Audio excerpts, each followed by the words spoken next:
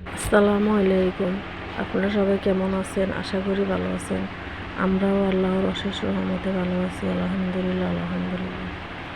এই যে সকালে নাস্তাটা সেরে নিলাম, পরোটা আর কলা দিয়ে।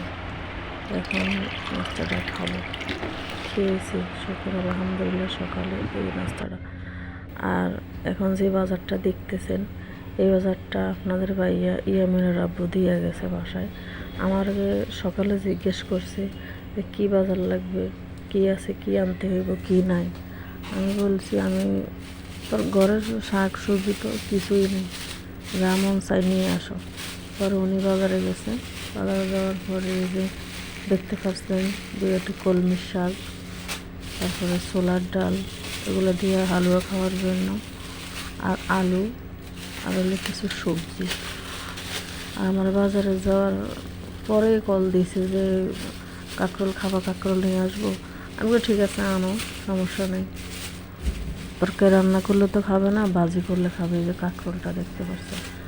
আর ধনিয়া পাতা আনছে, তারপরে মূলা, এগুলা। আর ইয়ামিনে বলে যে সব্বু বাজারে গেলে চিংড়ি মাছ আনি। পরে চিংড়ি মাছ আনছে। এই যে মূলা আর হলো টমেটো, এগুলোর বেশি দিন যাবে না। এখনকার টমেটোগুলো বেশি একটা মজা লাগে না। যাই হোক, যা আনছে শুকর আলহামদুলিল্লাহ, রিজিকে যা আছে তাই খাবো। আর এই যে মাছ আনছে, মাছ দেখতে পাচ্ছেন। মাছগুলো এখন আমি একটা ডালায় ঢেলে নিব। মাছ ফ্রিজে নাই বলতে একদমই নাই তা না, যে পোলটা রুই মাছ ছিল, কিন্তু রুই মাছ মজা লাগে না, এই কদিন খেয়েছি, তাই অন্য মাছ খেতে মন চাইছে। তো বললাম যেই মাছের মন চাই নিয়ে আসো। পরে যে কই মাছ আনছে, তারপরে চিংড়ি মাছ, ওই যে ইয়ামিনে বললো চিংড়ি মাছের কথা, ওই যে চিংড়ি মাছ আনছে। তারপরে যে মলা মাছ আজকে এগুলো টমেটো দিয়ে চটচড়ি করলে আজকে দুপুরে খাওয়া হয়ে যাবে। আপনাদের ভাইয়ের কিন্তু ছোটো মাছ অনেক পছন্দ।